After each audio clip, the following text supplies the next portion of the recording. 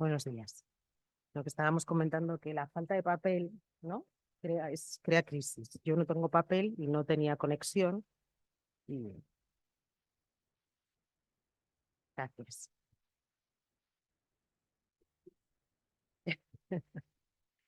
Bueno, buenos días, les decía. Un placer estar aquí y compartir esta mañana con ustedes. Maxi, buenos días.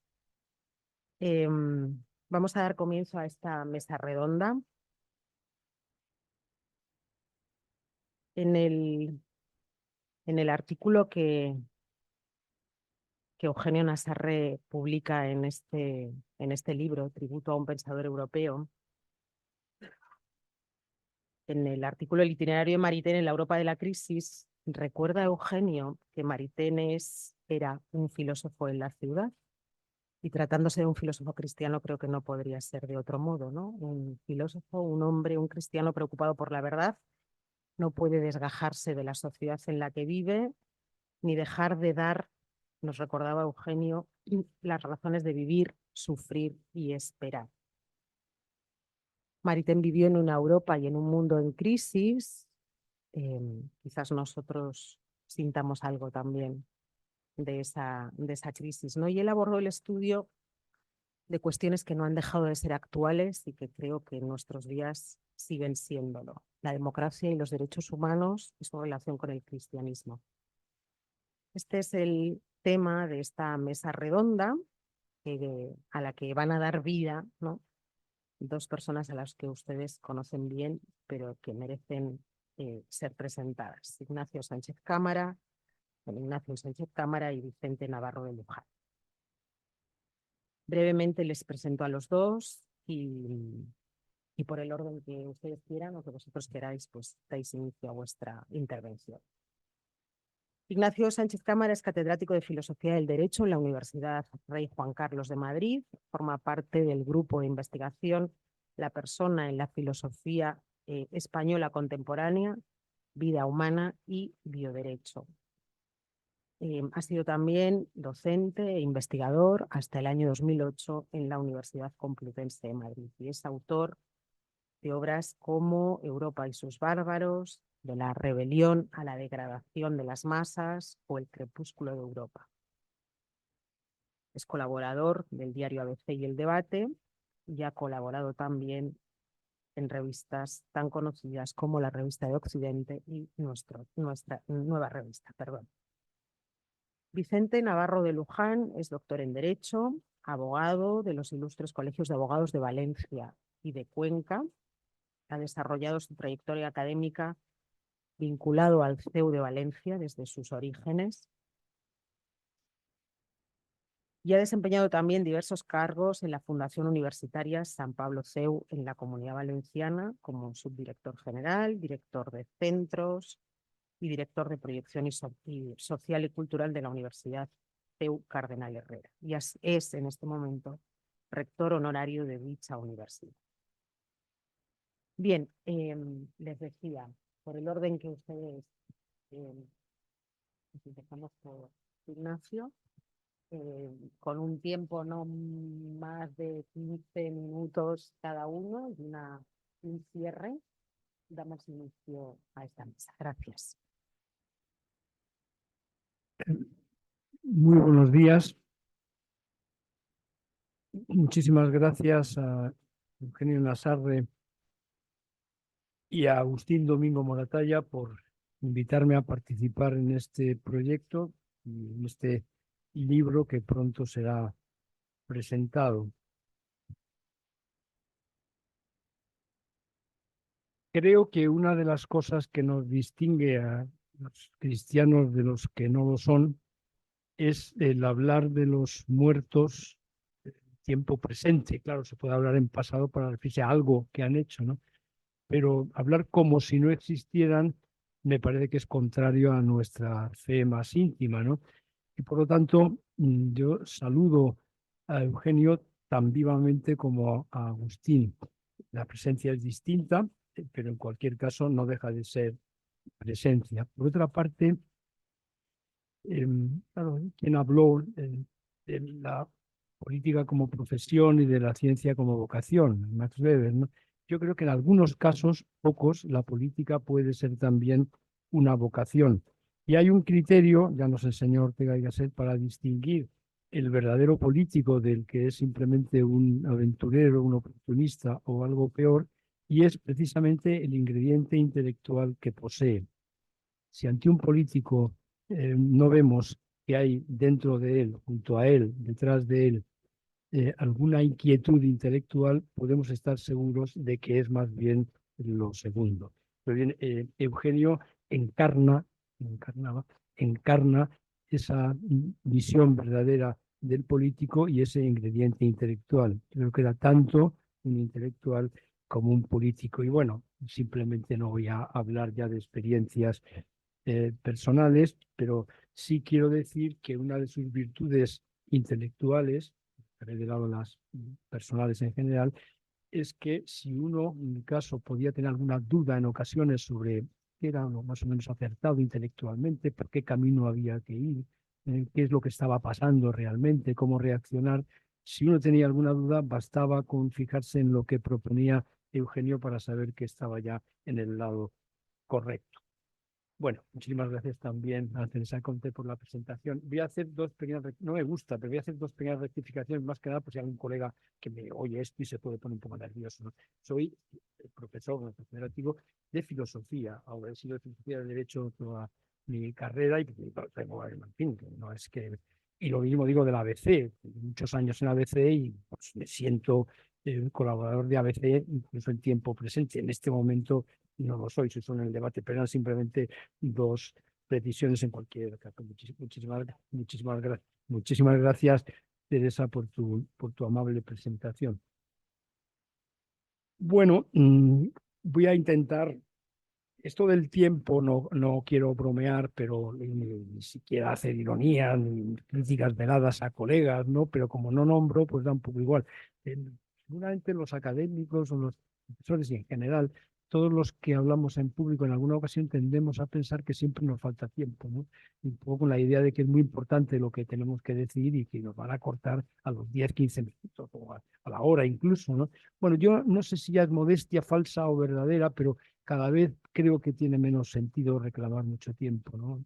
En fin, cada vez es una tendencia que voy siguiendo últimamente hacia el silencio y supongo que dentro de un tiempo no muy largo llegaré al silencio total, que es quizá un poco el símbolo de la sabiduría, si es que uno alcanza eso. Bueno, democracia y derechos humanos, cristianismo lo voy en cierto modo. Voy a hacer básicamente tres reflexiones. En cualquier caso, la cuestión de la fundamentación de los derechos humanos la he tratado en este libro y por lo tanto, bueno, evidentemente no voy a tener tiempo para exponerlo aquí, ¿no? Pero bueno, ahí está.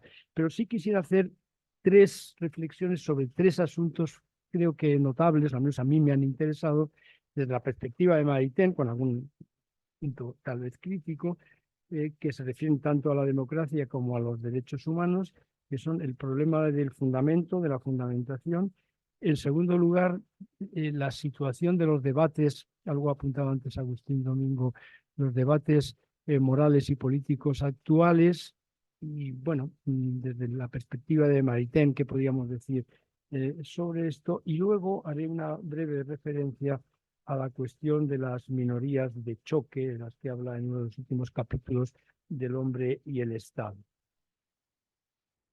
Bueno, Maritain habla de una fe laica, de unas convicciones democráticas que todos los demócratas deberíamos compartir.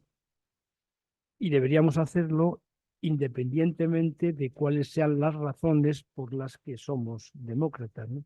Es decir, prescindiendo en alguna medida de la cuestión del fundamento. Sean convicciones de tipo práctico, qué hay que defender, qué libertades o qué derechos o qué forma de entender la vida pública hay que defender, aunque lo hagamos por motivos religiosos, filosóficos o ideológicos distintos. Bueno, como voy a hablar después de los debates, dejo ahora esta cuestión, pero enlaza una con la otra, ¿no? Claro, el problema es que la cuestión del fundamento no es irrelevante para la determinación del contenido, si hablamos de los derechos o de las instituciones democráticas. Claro, es cierto que podemos asumir ciertos principios y valores compartidos, podemos compartir, tenemos en común, sin que las razones que nos lleven a ellas sean las mismas. Bueno, yo por mi parte tengo que decir que la cuestión del fundamento influye en la determinación del contenido de los derechos. Claro, es conocida la anécdota de uno de los redactores de la Declaración de Derechos Humanos de Naciones Unidas, que dice que ya alcanzamos un acuerdo gracias a que omitimos la cuestión de las razones por las que llegábamos a ello, la cuestión del fundamento, pero claro, el problema es que no entienden igual el contenido de, por ejemplo, el derecho a la vida, quienes lo entienden como un don de Dios, que el hombre es en cierto modo depositario, pero no propietario, dueño absoluto, no es indisponible en cierto modo, que quienes entienden la vida como una mera propiedad inherente a ciertos seres, que llamamos vivos, en contraste con los que son inertes, ¿no? Claro, eso da lugar a diferentes determinaciones del contenido del derecho a la vida. O para que no parezca que voy al tema más aparentemente fácil, si se quiere, o más radical, incluso el derecho de propiedad también se entiende de modo diferente según sea el fundamento. Claro, en la Carta de Naciones Unidas decía todos tienen derecho a la libertad individual y colectivamente. No, o colectivamente. Claro, todos lo aprobaron, porque comprometía muy poco los países, digamos, democráticos, capitalistas, liberales, bien, propiedad individual, los países socialistas, comunistas, etcétera, también lo aceptaban porque consagraba la propiedad colectiva. Y bueno, los países vías de desarrollo, subdesarrollados, que eso queda un poquito feo ahora, pero bueno, pues también, porque ¿quién va a oponerse a eso? Entonces, al final, lo que sucede es que en la práctica el acuerdo acaba versando sobre una expresión que suena muy bien y que nadie va a declarar estar en contra. ¿Quién va a decir que está en contra del derecho a la vida? Luego podrá ser partidario del aborto, de la eutanasia, la pena de muerte, o lo que pase por ahí, ¿no? Pero del derecho a la vida, no, eso es sacrosanto, ¿no? Y lo mismo de la propiedad, ¿no? Entonces, al final, los derechos humanos, no quiero ser aguafiestas, pero acaban convirtiéndose en la práctica en una especie de arma arrojadiza de propaganda para descalificar al adversario. Claro, ¿en qué contenidos compartimos? Ahí la cosa ya se complica un poco. Yo creo que ahí Maritain era un tanto quizá optimista en cuanto a las posibilidades de alcanzar ese acuerdo. Bueno, pero ¿cuál es el fundamento? Bueno, tengo que decir, y sé que esta es muy fácil aquí, pero intento decirlo también allí. La cosa es que lo diga a lo mejor con otro tono. Y es que el fundamento de los derechos humanos y en última instancia de la democracia como forma política es la religión, y más concretamente el cristianismo. Porque evidentemente eso podrá no ser compartido por los que no son creyentes, pero en cualquier caso, si Dios existe y Dios ha creado al hombre a su imagen, va de suyo que tiene una especial dignidad y va de suyo que tiene unos condicionamientos al régimen político y va también de suyo que hay una idea de los derechos que le son inherentes, ¿no? Claro, la idea de fraternidad, por ejemplo, bueno, hoy no está muy de moda, se dice más bien solidaridad y cosas así, pero la idea de fraternidad, que parece la idea revolucionaria y demás, bueno, no tiene sentido si no hay un padre común, y ese padre común es Dios, y los hombres somos hermanos por ese motivo, si no, una palabra, debe ser hermano de un señor, ¿verdad? Es decir, y la dignidad, ¿por qué? Evidentemente, el camino que conduce de la negación de la religión al animalismo y a otras cuestiones es natural, no es una aberración de que surjan de mentes enfermas, que va un poco de suyo, ¿no? Entonces, el verdadero fundamento es ese, pero claro, eso nos sitúa casi ante el problema del debate que iba a decir a continuación, ¿no? Y es que, claro, si eso es así, parece que el debate deviene un poquito difícil, porque por un lado estaremos los creyentes y por otro los que no lo son. Y el acuerdo entonces, si el fundamento es ese, ¿cómo vamos a ponernos de acuerdo en algo? Bueno, sí es posible porque aparte del fundamento religioso, cabe también presentar un fundamento, eso sí, de carácter racional o metafísico, que es lo que expresa el concepto, la idea de la ley natural, idea que no es de origen cristiano que se atribuye normalmente al cristianismo, ¿no? Es una idea filosófica griega que sabe, desde luego, los estoicos y posiblemente en Heráclito y posiblemente hasta, no sé si, quizá antes, ¿no? Bueno, en cualquier caso, esa otra fundamentación es una fundamentación razonable, derivada de la religiosa, en cierto modo, pero fundamentación. Entonces, claro, entre quienes asumimos esos dos tipos de fundamentación, el diálogo, el debate, el acuerdo incluso acerca de las instituciones democráticas o del catálogo de derechos es relativamente fácil. Y eso es lo que creo que con muy buen criterio han ensayado algunos de los últimos papas y muy especialmente Benedicto XVI. Ese diálogo con la modernidad o con pensadores no creyentes o agnósticos, incluso ateos en el caso, pero que son herederos de la tradición común, compartida, es posible. No diría que sea fácil, pero es posible, porque hay presupuestos comunes y compartidos. Digamos que hay una tradición de la modernidad que no tiene por qué ser enemiga del cristianismo ni de la religión en general. Ahora bien, el problema se complica cuando alguno de los intervinientes en los debates, y además bastante poderoso y cada vez más, incluso tal vez dominante, no comparte esa fundamentación, pero es que tampoco comparte, y es de cierto modo natural, las consecuencias de esa fundamentación. Claro, Maritain, lo hemos visto, vivió en tiempos terribles, pero también conoció un final relativamente feliz. Feliz no es nada que salga de ese horror, puede ser feliz, pero se salió de ese horror. Entonces, el ambiente intelectual de la Europa previa a la redacción del Hombre y el Estado, 1951, es una Europa que creía en sí misma, que quería no volver a repetir el horror, que creía en los valores democráticos, que tenía unas raíces religiosas cristianas en sus dirigentes principales, y que por lo tanto ese optimismo, llamémosle así, no me gusta la palabra, esa actitud de Maritain acerca de esa especie de fe laica que podíamos compartir creyentes y no creyentes, era relativamente fácil. De hecho, se estaba produciendo, era real. Ahora, ¿qué sucede si quienes tienen ahora un papel, incluso tal vez protagonista, no solo en los debates, sino también en el gobierno de las naciones, y precisamente de las europeas, no creyeran propiamente en esa tradición o la impugnaran o pensaran que la democracia tal como se ha venido entendiendo ya no sirve, que tiene que ser sustituida por otra cosa, o quienes defiendan formas del totalitarismo derrotado después de la Segunda Guerra Mundial, pero que sigue manteniéndose de una forma acaso más suave, un poco como decía Tocqueville, que el despotismo que amenazaría a las democracias dejaría libres a los cuerpos, no atormentaría a los cuerpos, no encarcelaría, no torturaría, no mataría, pero se apoderaría de las conciencias, ¿no? Entonces, si esto es así, entonces esa fe laica, esa fe democrática, seguir un poco abajo. Con esto, lo que trato de sugerir es que no hablo ahora de tácticas, lógicamente, pero a la hora de entablar debates conviene también saber con quién se la está uno viendo, ¿no? Yo no, ni soy belicista ni creo que estemos ante un conflicto bélico-cultural radical. Bueno, algo de eso sí hay, la verdad, no que nos vamos a engañar, pero que es posible que haya que hacer distinciones entre unos grupos y otros, pero la terapia no puede ser la misma. Con unos el entendimiento es, creo que fácil, viable por supuesto, pero además relativamente fácil.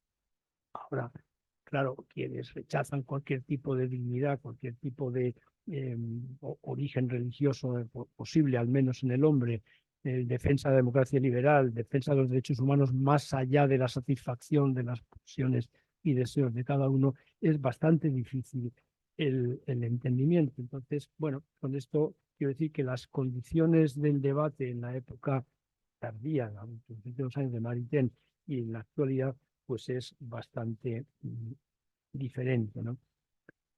Y hay muchas consecuencias sobre eso, ¿no? Entonces, el análisis que hace Maritain, yo lo comparto básicamente, pero me parece que hoy día las cosas se han puesto un poco más difíciles y debemos ser conscientes de eso, ¿no? Ya presuponer que todos compartimos los valores y principios democráticos es mucho presuponer, sobre todo si no se especifica qué entienden por democracia, ¿no? Alguien dijo también, lo he mencionado antes, Alberto, que después de Yalta la palabra democracia se había vuelto en cierto modo inservible, porque personas entendían bajo ese término cosas distintas y aún opuestas e incompatibles. Bueno, pues acaso tengamos que estar alerta sobre eso. Bueno, y por terminar con la cuestión del fundamento y los debates, y ya prácticamente ir con la línea final,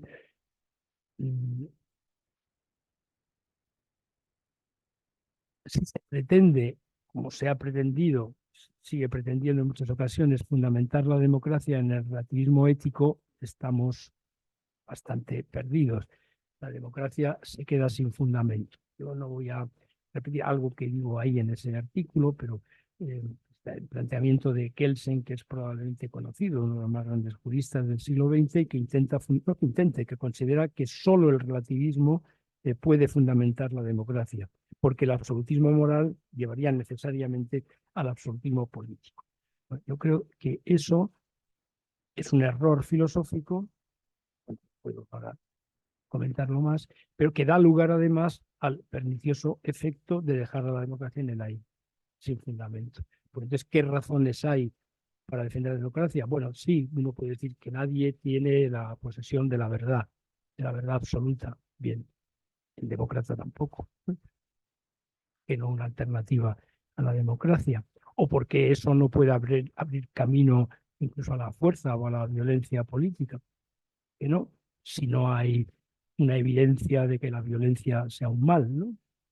Bueno, entonces quiero decir que eso es una mala vía para fundamentar la democracia. Y si es verdad que en ocasiones la vía hacia el totalitarismo puede ser la imposición dogmática de una verdad racial, social, económica o del tipo que fuere, también es cierto que la vía que abre el camino hacia el totalitarismo también puede ser el nihilismo y el desarme moral de una sociedad. Porque si realmente no hay principios que puedan guiar la conducta, ¿qué razones hay para oponerse, ¿no? Al fin y al cabo, dicho de una forma tosca, pues tanto daría Hitler y Stalin como Churchill y Roosevelt, por otro lado. Todo es relativo, ¿no? De cierto modo. Bueno, entonces por ahí creo que no iríamos. Luego hay un último punto que quisiera destacar ya con bastante brevedad, que aparece al final del libro y que hace relación a las minorías de choque. Claro, es un asunto que a mí me ha interesado desde hace mucho tiempo, a través de Ortega y Gasset, y luego pues, de otros autores que también han hablado de esto. El planteamiento no es el mismo, pero me dicen que así como en una iglesia hay herejes y hay profetas, son necesarios los dos, también en la fe democrática, en la fe laica democrática, es natural que haya herejes, vaya que si los hay, que incluso peor que se presentan como los que representan la verdadera doctrina, ¿no? Y claro que hay también minorías proféticas. Claro, con esto alude Maritain al hecho de que independientemente de que la democracia sea el gobierno del pueblo, que el pueblo sea el titular verdadero del poder, eso no excluye la cuestión en parte educativa, en parte, pero no solo, sino no descarta o no excluye la posibilidad de que haya personas, minorías, las llama él, que puedan dar un testimonio de ciertos principios oponiéndose incluso al pueblo. Es decir, creo que está apuntando con claridad la idea de que la decisión mayoritaria no dirime cuestiones de verdad. Posiblemente no lo diga exactamente así, pero lo que está diciendo es que hay también una misión ineludible que es imprescindible para la supervivencia de la democracia, que consiste en que existan algunas personas, basta que sean unas pocas, que no halaguen al pueblo, a la opinión vigente, sino que en alguna medida, como los profetas de Israel, se opongan incluso vivamente.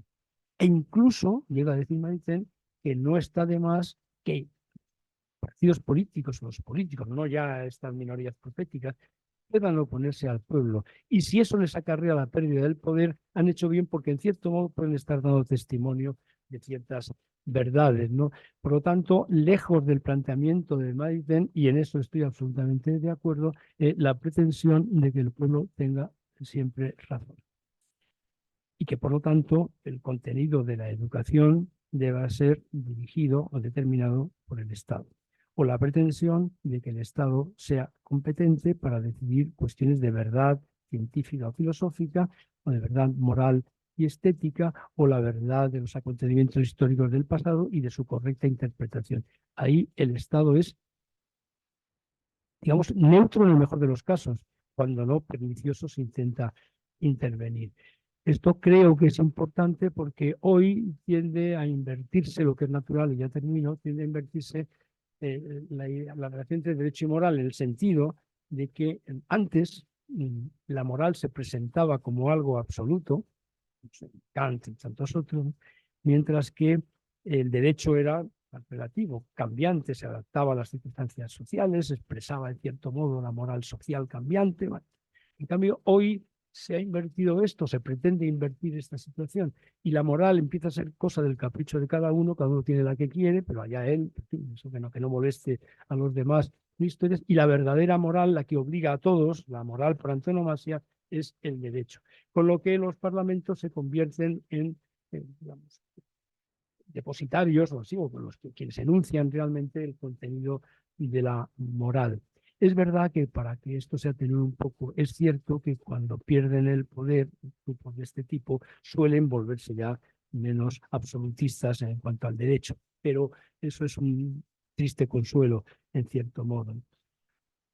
Y por último, volviendo a la cuestión de los debates, dada esta situación, hay que recordar, y creo que no deberíamos olvidar esa cuestión y tenerla en cuenta en los debates y en la política incluso, que en estos planteamientos últimos que he dicho acerca de que de la soberanía popular, el sufragio universal no dirimen cuestiones acerca de la verdad y del bien, que en ese sentido no es una verdad para los cristianos, porque crean en verdades sobrenaturales o reveladas. Es que en eso nos acompañan y nos han acompañado y nos pueden seguir acompañando autores no cristianos, ni siquiera no creyentes, que han defendido eso. Algún ejemplo, Condorcet, clarísimo, John Stuart Mill también, y tantos otros. Entonces, esa idea creo que debemos aprovechar porque tienden a pensar que, claro, defendemos la libertad de educación porque lo que queremos es que claro, la Iglesia siga teniendo casi el monopolio de tal, ¿no? Cuando lo cierto es, como ya apuntó Condorcet, ateo, revolucionario y alguna cosa más, pero inteligente, decía, Robespierre en el fondo es un cura, claro, emplea la palabra cura en sentido peyorativo. ¿Por qué dice que es un cura? Él no quiere liberar las inteligencias de los ciudadanos, lo que quiere es hacer él lo que antes hacían los curas, que es decir, lo que hay que pensar, lo que está bien y lo que está mal, es decir, tener el poder o autoridad espiritual. Quieren adueñarse de eso. Y en esas estamos, claro. Es muy importante tener esto en cuenta porque esa fe democrática laica, que me parece un concepto muy interesante que denuncia hacia él, tiene serios enemigos exteriores. Entonces, eso conviene tenerlo en cuenta. En cualquier caso, reivindicar hoy, hace un tiempo, la figura de Maritain me parece ineludible. Y una última consideración, siguiéndole a él. Si la democracia o si los demócratas cortan cualquier vínculo con la religión y con el cristianismo, se equivocarán, porque al hacerlo eliminan una de las vías fundamentales para su fundamentación. Muchas gracias.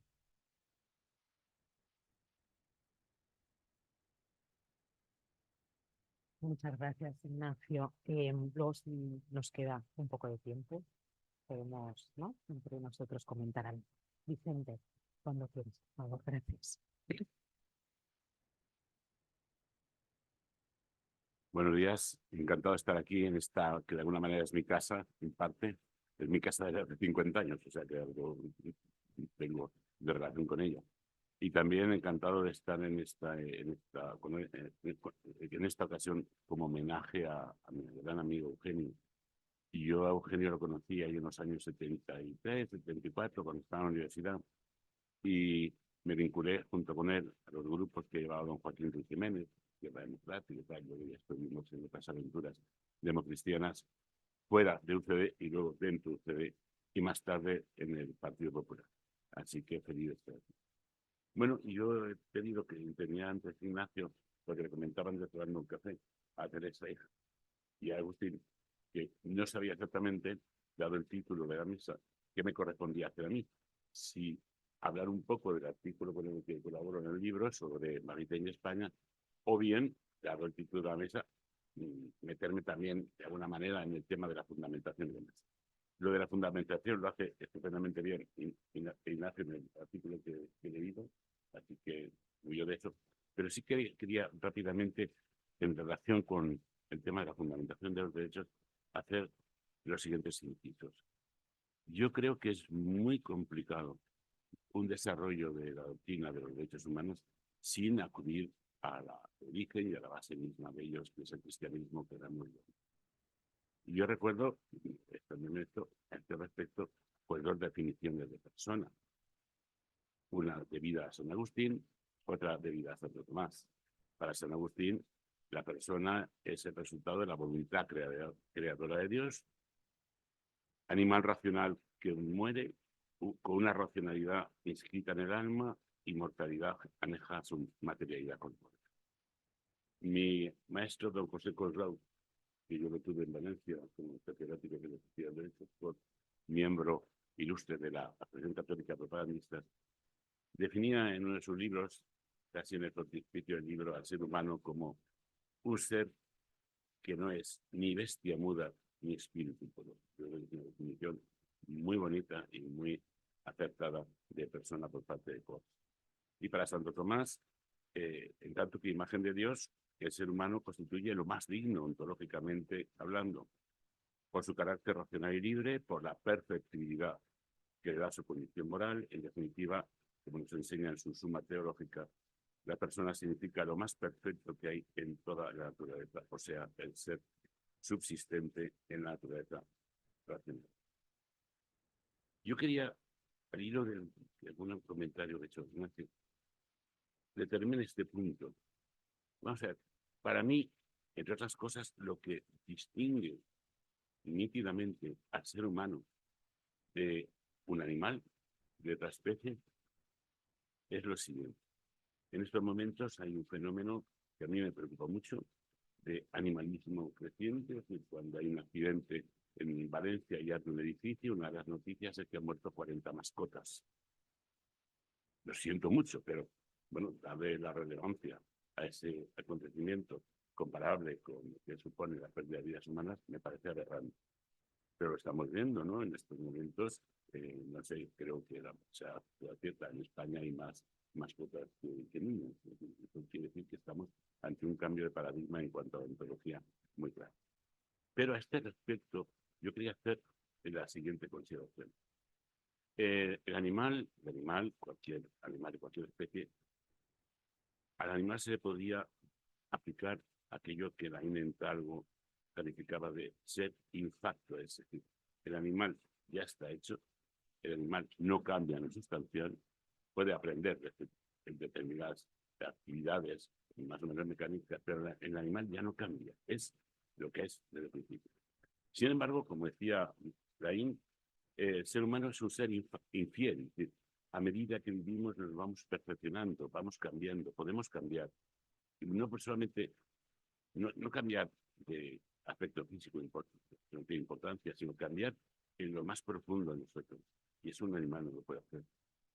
Yo pongo varios ejemplos, ¿no? Hago mis alumnos se los proponía. Bueno, cuando analizamos los cambios producidos no en lo físico o lo biológico, sino en lo sustancial, en lo espiritual, en personas como García Moreno, que pasa de mantener un pensamiento a mantener otro, en parte contrario, por unas experiencias espirituales que no tienen explicación de tipo biológico. O cuando pensamos, por ejemplo, en Wittgenstein, el autor del Tratado Lógico-Filosófico, obra en la que manifiesta un acto rechazo al tema de Dios, el misterio no hay que resolverlo, hay que resolverlo, y sin embargo ese mismo Wittgenstein, autor de los diarios secretos, ocultos durante mucho tiempo antes de su publicación, se manifiesta como un ser atormentado, con preguntas acerca de la trascendencia, con preguntas acerca de Dios. O lo mismo podríamos decir de Jean-Paul Sartre, que poco antes de morir, en una entrevista con Le Nouveau Observateur, ponía en cuestión bastantes afirmaciones contenidas en su libro. En definitiva, o vamos a una definición de persona como la de San Agustín o San Tomás, que gira en torno a la dignidad de la persona, o estamos perdidos a la hora de fundamentación de los derechos. Y otra cosa importante, yo creo que tiene en la Epístola a los Gálatas, San Pablo tiene una afirmación que en su contexto histórico es absolutamente revolucionaria. Cuando San Pablo dice, ya no hay libre ni esclavo, ya no hay gentil, está afirmando la igualdad sustancial de todos los seres humanos, más allá de su circunstancia, de género, de situación económica, que es revolucionaria, insisto, en aquel contexto. Y no digamos, por ejemplo, a lo que literalmente se decía en Maritain en sus obras, la importancia que tuvo la Escuela de Salamanca a la hora de desarrollar ciertos derechos, no solamente el derecho de gente, el derecho internacional, sino todo lo que supone el reconocimiento de los derechos de los indios, que motivaba discusiones importantes entre la Escuela de Salamanca y algunas escuelas europeas acerca de si los indios eran personas o no. Evidentemente, Salamanca se mantenía gracias a que eran personas.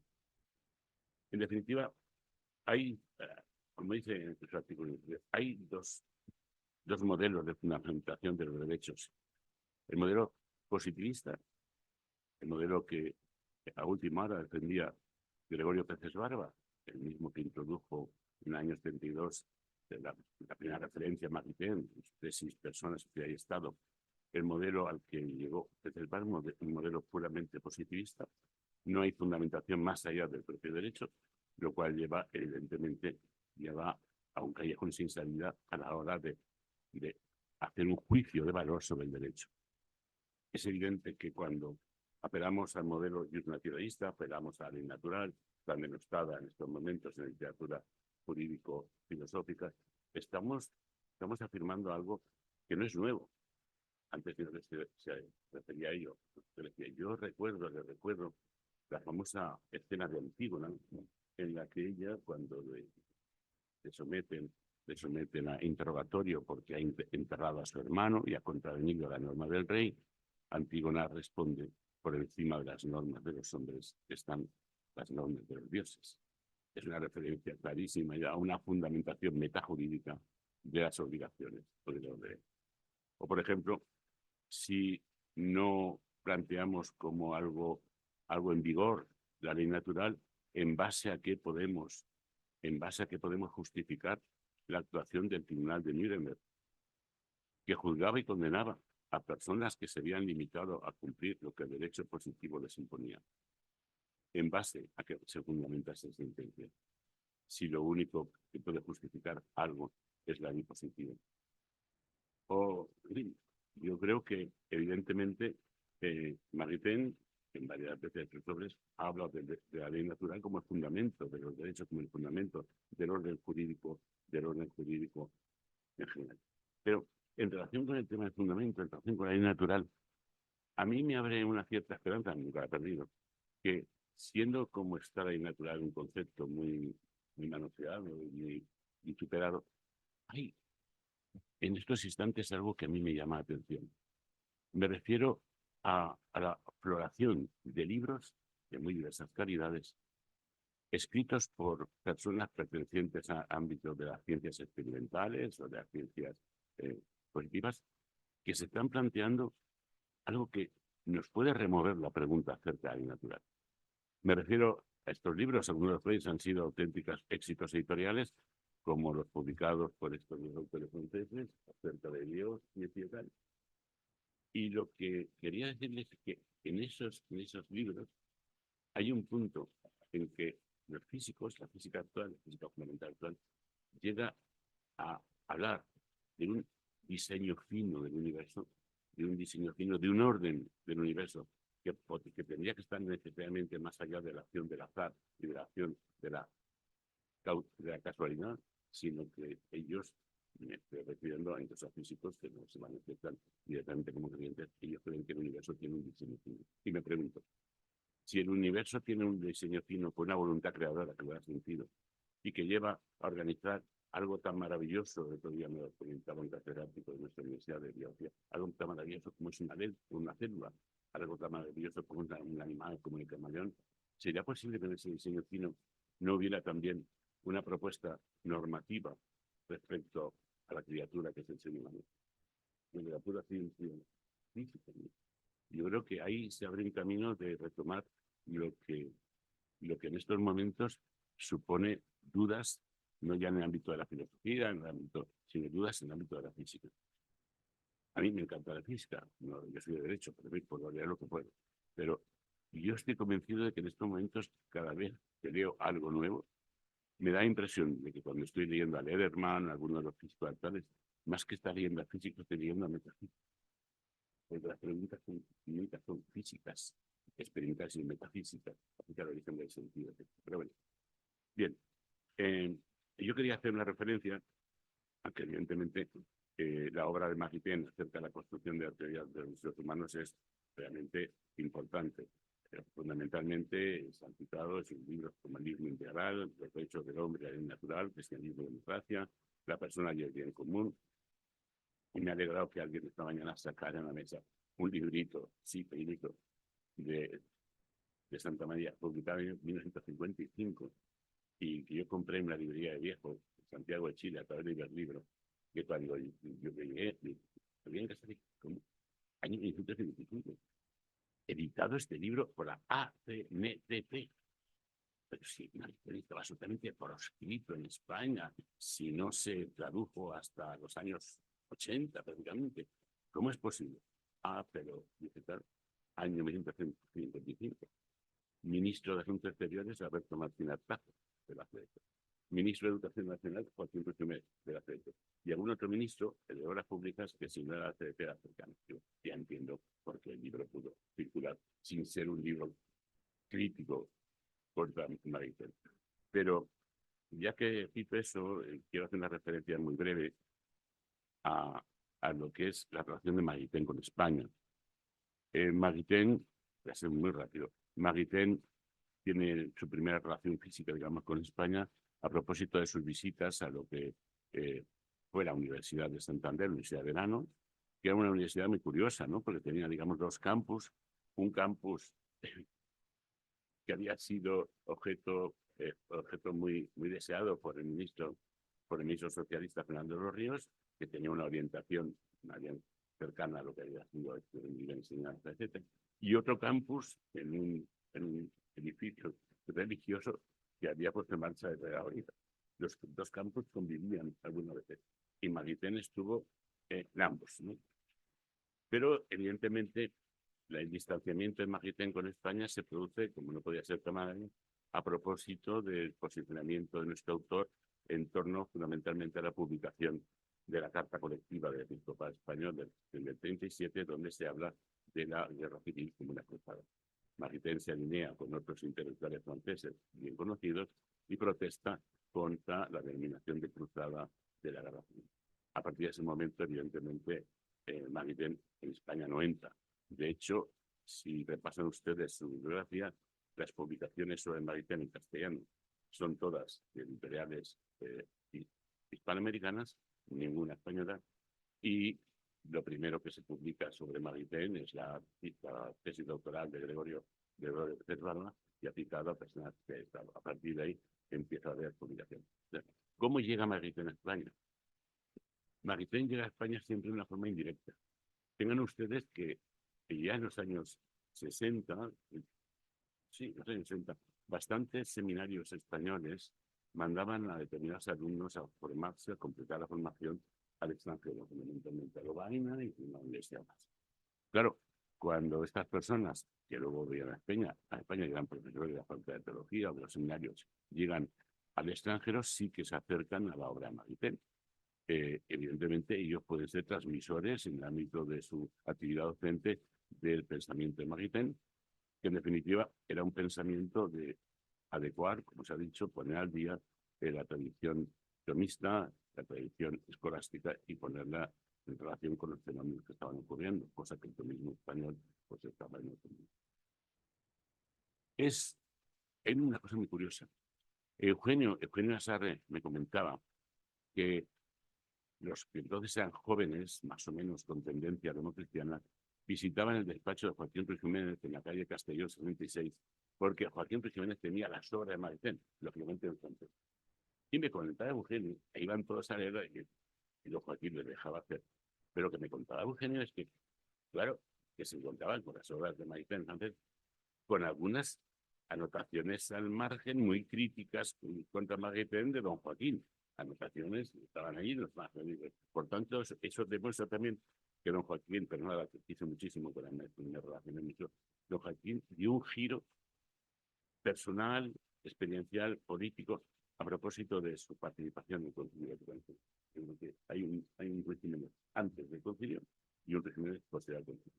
Porque efectivamente, después del concilio, don Joaquín es el que monta una revista como Cuadernos para el Diálogo. Teresa es una gran experta en las revistas de aquellos años de tendencia democristiana, no solamente cuadernos, sino discusión y convivencia. En fin, él pone en marcha Cuadernos para el Diálogo, que en su principio es una revista muy vinculada al movimiento democristiano, luego tendrá una evolución la revista, en el ámbito de la cual acaba siendo una cosa totalmente distinta de lo que al principio fue, se convierte en una revista de tendencia pues socialista, socialdemócrata, de la mano de Pedro Alcázar Talavera, que era su director, y luego hay un proyecto que es un proyecto nítidamente democristiano, que es el proyecto de la revista Discusión y Convivencia, ¿sí? Una revista que incluye la portada de la verde, con la bandera de cristianos italiana. Pero evidentemente no tenemos una relación directa en el ámbito universitario de aquellos años con la obra de Ignazio Martínez. Pero sí que yo les invitaría, sobre todo a los más jóvenes, a que reflexionaran sobre un artículo de la Constitución, el artículo 10. Para mí el artículo de la Constitución tiene una inspiración personalista, martiniana, clarísima. De hecho, ese artículo dio lugar a un debate bastante encendido entre quienes pretendían que el artículo quedara como al final se promulgó y quienes no se encontraban de acuerdo con esa formulación. Entre ellos, para mí, asombro quien más criticó la redacción que ahora voy a leer del artículo 10 fue Gregorio. Están los debates constitucionales. A mí me llama mucha atención la batalla que tuvo Gregorio contra esta formulación. Porque el artículo 10 de la Constitución dice: la dignidad de la persona humana, los derechos inviolables que le son inherentes.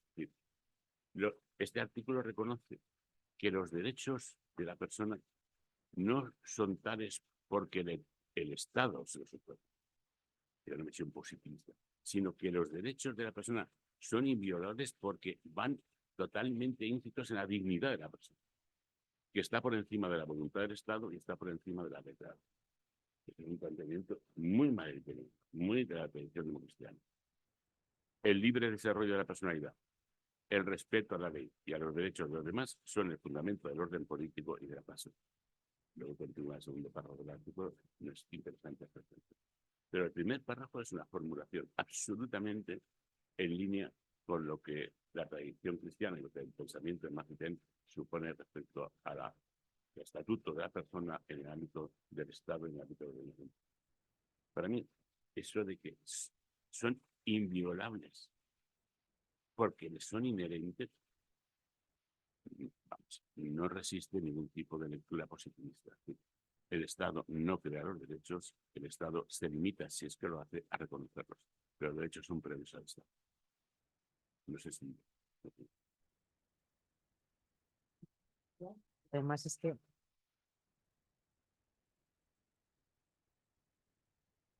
bueno, os habéis ajustado a los tiempos maravillosamente bien. No tenemos mucho tiempo, ¿no, Agustín? Sí, no, pero sí, yo puedo decir muchas cosas. Yo puedo decir, por ejemplo, que, bueno, aquí se han planteado muchísimas. Bueno, gracias por citar mi tesis doctoral, que está en un cajón. Juan Antonio Ortega y Eugenio me decían muchas veces que había que sacarla del cajón. Igual ha llegado el momento de sacarla del cajón, no lo sé. Yo fijaos, La es- tesis de Cecilia a través del consultorio de- muchas gracias. Muchas gracias. Bueno, y Eugenio tuvo mucho que ver en ella también. Si no, lloramos. A ver, no, yo os escuchaba y pensaba en algo que, si puedo hablar ahora desde la primera persona, ¿no? Pensaba en algo que muchas veces le había dicho yo a Eugenio, ¿no? ¿Cómo podemos recuperar esta tradición? Y lo hablaba también y lo hablo con Juan Antonio Ortega. ¿Cómo podemos recuperar esta tradición, no? Y de hecho el artículo, permitidme que me cite yo también, pero empiezo citando a Hannah Arendt, o sea, ¿cómo recuperamos el hilo de la tradición? Nosotros que sí venimos de un testamento, ¿no? Nuestra tradición procede de un testamento. ¿Cómo recuperamos ese hilo? A los más jóvenes igual esto suena a nostalgia, ¿no? No es nostalgia, es actualización de ese credo secular democrático, de esa celaica en la que hablaba Ignacio, en un contexto evidentemente muy desafiante, ¿no? Yo te oía, Ignacio, estoy absolutamente de acuerdo, aunque quería discutir contigo en la lectura del artículo, porque igual, porque no vengo del ámbito de la filosofía, me preocupa menos la fundamentación y más el acuerdo práctico, ¿no? Y sobre todo, bueno, lo que clásicamente ha llamado la tradición católica el acuerdo práctico de voluntades, que sigue siendo el gran desafío de la política, cómo nos ponemos de acuerdo en cuestiones comunes, ¿no? Estaba oyendo, me estaba escuchando, mejor dicho, y pensaba, claro, hay tradiciones con las que podemos dialogar, hay otras, no tienen nombre de tradición, no sé cómo llamarlo, con las que no podemos dialogar, ¿no? Con toda la cultura esta de la deconstrucción y demás, es difícil dialogar, ¿no? Luego enlazaba con lo que planteaba también Vicente, ¿no? La cuestión de la ley natural.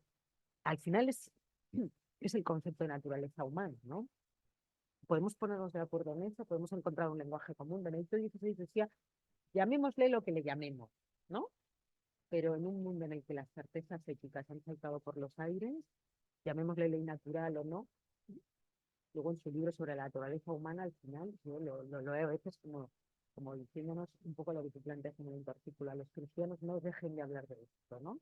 Porque en torno al concepto de naturaleza podemos volver a recuperar elementos de una tradición en la que podamos ponernos de acuerdo. No lo sé, os escuchaba, pensaba en todas estas cosas. Y también en el deber que de alguna manera tenemos de actualizar esta tradición para la cultura política española, ¿no? Sin alarmismo, sin desesperaciones.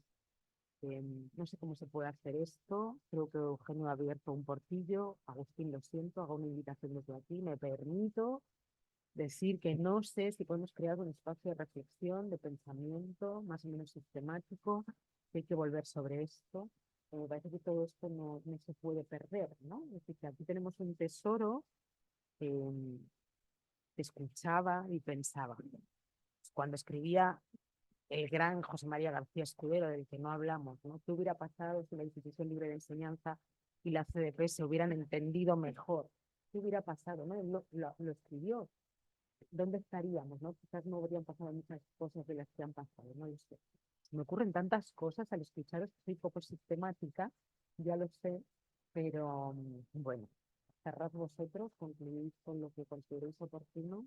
Y Agustín, considera este guante que te arrojo, no solo a ti, ¿no? De que no dejemos esto muerto, ya que en el debate, por ejemplo, nos decía Eugenio que pensáramos seriamente, ¿no? En reactualizar o en actualizar a Maritem para nuestro mundo, en la medida en que podamos, hagámoslo, ¿no?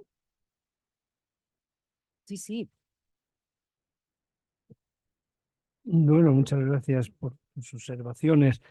Eso es lo que vino a decir Bobbio en un momento dado y que Maritain parece que comparte, aunque luego habla del fundamento de una forma un poco más fuerte, quizá. Y es que, claro, Bobbio decía que el problema ya no era el de la fundamentación de los derechos humanos, una vez que habían sido admitidos por todos, sino su eficacia, el hecho de que se respeten, ¿no? Y ahí venían todas mis reservas, claro, porque omitiendo la cuestión del fundamento, la cuestión del contenido queda prácticamente como algo poco relevante, ¿no? Y claro, ponemos el ejemplo más reciente y también muy terrible, ¿no? de Francia y de la constitucionalización del derecho al aborto. Sin embargo, no van a dejar abolido el derecho a la vida. Se supone supone que lo respetan, ¿no? Entonces, claro, ante eso, evidentemente, hay que ir a la cuestión del fundamento. Claro, cuestión que seguramente nos separe, ¿no? En ese sentido, el breve pero excelente discurso de Benedicto XVI ante el Parlamento alemán creo que merece mucho la pena desde el punto de vista de lo que estamos tratando. Porque, claro, es un discurso pronunciado ante los parlamentarios alemanes, ¿no? Que hay creyentes, no creyentes, cristianos, no cristianos. Y es muy importante, sobre todo en ese sentido, por el contexto en el que habla, ¿no? Aparte de que es muy bien fundamentado el discurso. Entonces, para no prolongarme, la posibilidad de que encontremos en la revisión del concepto de naturaleza la solución es una posibilidad. Lo que pasa es que una vez más estamos más bien como en la resistencia.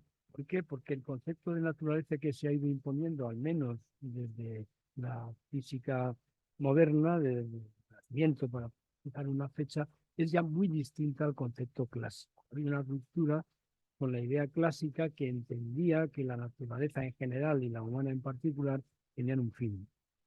Aristóteles. Esa idea hoy no diré que sea una antigua, ya a mí no me lo parece, pero es una idea que está en descrédito o en desuso. Entonces, lo que se ha acabado por imponer, y ahí hay un proceso filosófico incesante que posiblemente culmina, bueno, ha seguido después, pero quizá Hume es decisivo en ese sentido, que es la separación entre lo que es y el ideal, ¿no? La naturaleza ya no representa ningún tipo de ideal, sino que es un conjunto de los objetos que están ahí, de las leyes que dirigen su evolución, pero no tiene nada que ver con ningún fin ni con ningún ideal. Antes la naturaleza tenía un sentido ideal y de ahí el concepto de ley natural. Hoy no se entienden. Queda, no digo que esto sea ninguna esperanza, ¿no? Pero queda un cierto residuo valorativo en algunas orientaciones, no en todas ecologistas, no es que tenga yo una pasión, pero para algunas ideas sí, ¿no? Y es cuando lo natural se vuelve sinónimo de lo bueno, de lo auténtico, tal, cuando decimos, bueno, este alimento es natural. ¿Qué quiere decir? Bueno, quiere decir que tiene unas propiedades, pero además se supone que es beneficioso, que es bueno, que lo natural entraña lo bueno, que la destrucción de la naturaleza es malo. Queda claro, queda esa huella, ¿no? Y a lo mejor hay que intentar recuperarla. Hay otra cuestión, perdón. Claro, McIntyre, ante la situación que describe en sus últimos libros, Tras la virtud, por ejemplo, cuando dice que los debates de nuestro tiempo son imposibles, que en realidad se han puesto concepciones que ni siquiera se pueden entender, que vivimos retazos de cosas que algo que tuvo sentido, pero que hoy son cosas sueltas, pues, dignidad, derechos, justicia, tal. Bueno, hoy dicen cosas muy distintas para distintas personas cuando las admiten, ¿no?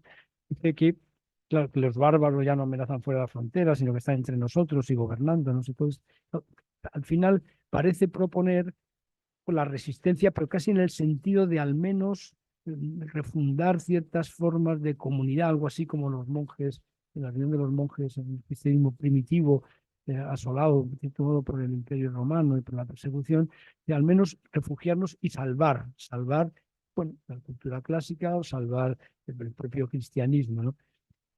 Eso me parece bien, pero me parece bien parcialmente. Eso es necesario seguramente hacerlo. Al menos lo que podemos hacer es, estemos convencidos de estas ideas, pues desarrollarlas, defenderlas, comentarlas. Pero hay que dar la cara afuera también, ¿no? Se trata de refundar todo esto, conservarlo para después, claro, digamos, de San Benito de la regla monástica, pero para la vida de los monjes, pero eso transforma en Europa, ¿no? Eso crea Europa, casi más que transformar. Pues esto es un poco parecido, ¿no? Primero conservar, que esto no se pierda, y después, en la medida en que vayamos teniendo cierta fuerza, pero, claro, hay que tener en cuenta que incluso en los grupos políticos y en los partidos políticos que pueden tener eco de estas ideas, tienen una forma bastante limitada, por decirlo suavemente, ¿no?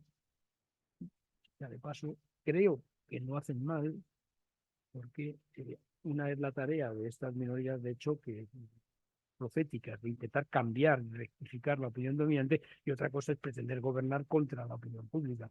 Es decir, el problema está en que en Francia esto que nos parece una aberración resulta que les parece muy normal, lo votan más de la mitad de los diputados, o 3/5 o 2/3, y nada, y no pasa nada.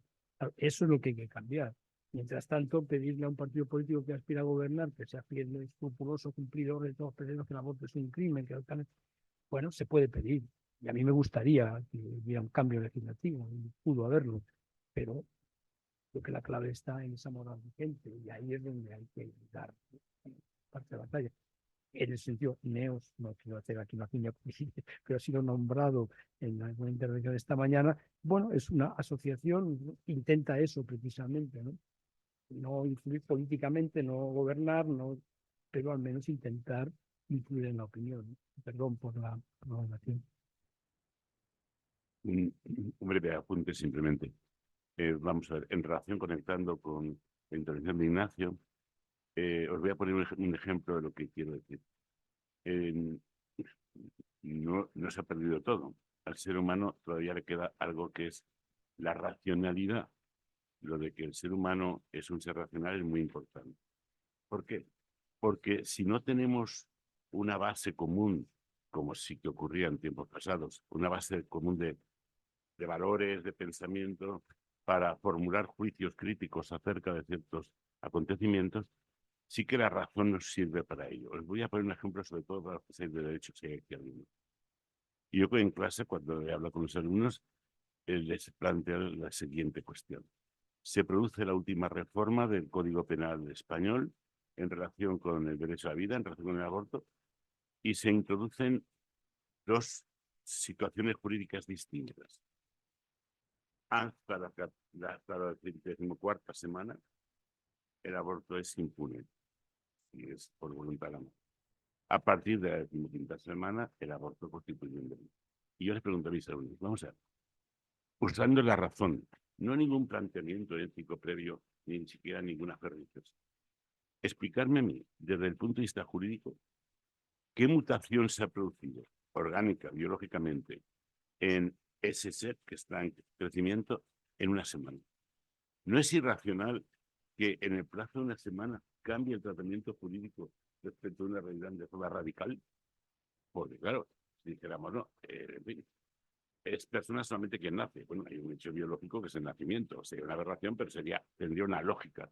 Pero no tiene ninguna lógica, sino que es fruto de una arbitrariedad jurídica decir que tras 7 días, antes o después, y además es un plazo que está en la ley, ¿no? Efectivamente, es un delito a partir de la 25ª semana y antes, ¿no?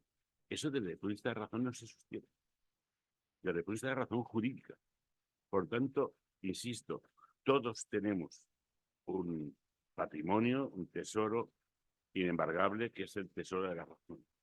Y sí que se puede llegar a juicios, tanto de tipo jurídico como sociológico, a juicios sobre acontecimientos o leyes que se fundamentan en este patrimonio común que es la razón. Porque ahora, si ya prescindimos la razón, entonces entramos en esta realidad que es la vida humana. Y yo sí quería decirle a Ignacio lo siguiente. Ha hablado él de que en la concepción clásica de la naturaleza había unos fines claros, las relaciones que los fines, y todo estaba ordenado. De repente, llega la revolución científica del siglo XIX y de fines nada. Yo les quiero decir que si se acercan a físicos como Lederman, premio Nobel de Física, y algunos de su categoría, se van a encontrar con lo siguiente. En la física de los últimos 20 años hay una ruptura con planteamientos que antes eran intocables. La física defendida por los totalitarismos, tanto marxista-leninista como fascista, probablemente nazi, tenía una concepción del universo como algo eterno y, por tanto, que no había sido creado por nada. Un universo eterno que perduraría para siempre. La física actual dice, pero autores muy relevantes, no es posible la existencia del universo si no hay una voluntad creadora. ¿Cómo la llamamos? Hay una voluntad creadora que le da unos fines y un orden. Y además, este universo, por unas razones que me voy a explicar aquí, porque ni soy catedrático de física ni tengo tanto conocimiento, pero os remitiría algunos libros a los más jóvenes, y este universo tiene la vida contada, tiene plazo de existencia, no es eterno. Una serie de razones físicas que no las voy a resumir, no es eterno, va a acabar, acabará, se extinguirá. Por tanto, sí que hay algo que le da sentido a la existencia del universo y que da sentido al orden de la naturaleza. Por tanto, yo digo que en ese sentido del orden de la naturaleza, ¿por qué no vamos a postular la existencia de una parte de ese orden, de una parte de esas, entre comillas, leyes que no afecten específicamente a una de las criaturas que es el ser humano? Estoy convencido de ello. Yo creo que vamos terminando, gracias. De todos modos, si me permitís, bueno, simplemente por cerrar, ¿no? El diálogo que naturalmente habéis entablado es muy interesante, al final es el diálogo por los fundamentos, o el diálogo acerca de los fundamentos, pero la cuestión social y la cuestión política se juega en la práctica, ¿no? Y hay que descender. Termino solo introduciendo un elemento más, ¿no? Permítemelo, Agustín. Yo en estos momentos formo parte de un proyecto de investigación sobre virtudes en la ética feminista. Y estamos intentando recuperar también una tradición personalista protagonizada por mujeres, que va más allá de la ética del cuidado, ¿no? Va más allá, sí, va más allá. Simone Weil, Iris Murdoch, Prudence Allen, va más allá, ¿no? Bueno, esto también dinamiza el pensamiento personalista, también lo concreta y hace que la cuestión ética se plantee en la atención a lo particular. Y todo esto también es interesante, ¿eh? Y también quizás nos ayude a renovar el pensamiento. Bueno, muchísimas gracias.